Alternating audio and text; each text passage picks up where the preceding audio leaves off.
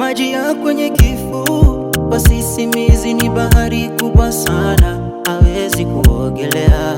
Atazama, maumivu ya jipu ukitumbua, ni robo kwa mapenzi, mapenzi yanauma tena sana. Nenda salama na wala sitakusema vibaya, maisha duara unapoanza.